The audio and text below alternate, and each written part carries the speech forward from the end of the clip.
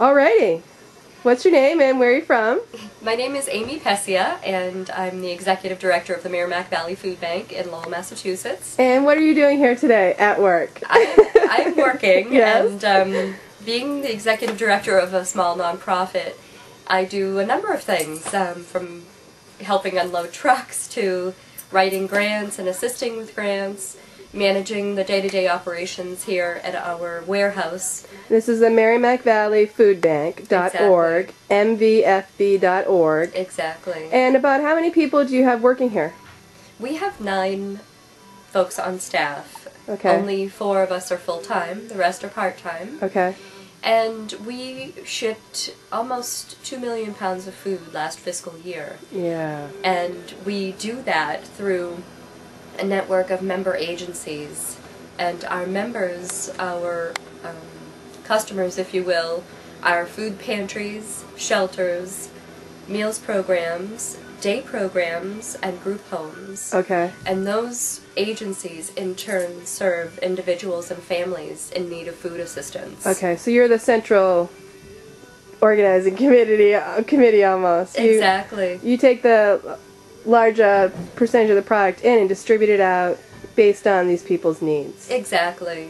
And we have a number of different programs, and we have 7 total. But what I'd like to stress to folks is the difference between a food bank and a food pantry, because sometimes folks use those terms interchangeably. Okay. We are the wholesaler, if you will. Okay. And the individual agencies are the retailers. Right.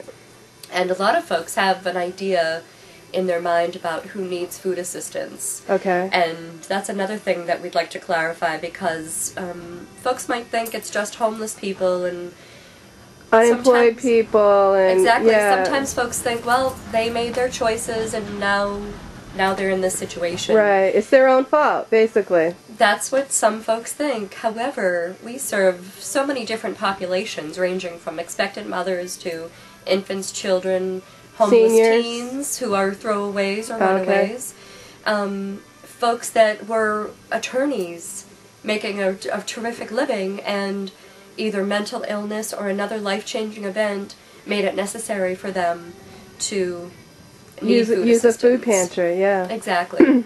A lot of folks are working poor that go to food pantries for assistance. Right, and they do that more just as like a strategy in their budget. That, like, probably they plan to do like 2 meals at a food pantry just as part of their budget, because they go to the Shaw's and it's like $100 absolutely a week for like 2 kids. Sure. And in often cases it's to supplement their food budget, right, to help them get through to the next paycheck, to stretch it almost. Exactly.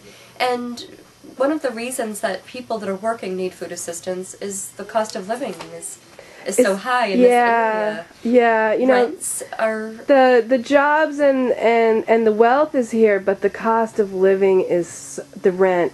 And with increase in healthcare, as you said, someone has an illness in the family that may have sidetracked them in their career. I don't know how they do it. And in the last couple of years, with gas and heat, home heating prices are through the roof. Luckily this year we've had a mild winter so far. However, you can't really predict that, and once folks do need to turn on their heat, sometimes they have to make a choice between turning up their heat to a comfortable level for their family or buying food. Yeah. Well, thank you very much for everything that you do, and let's go on a tour. Absolutely.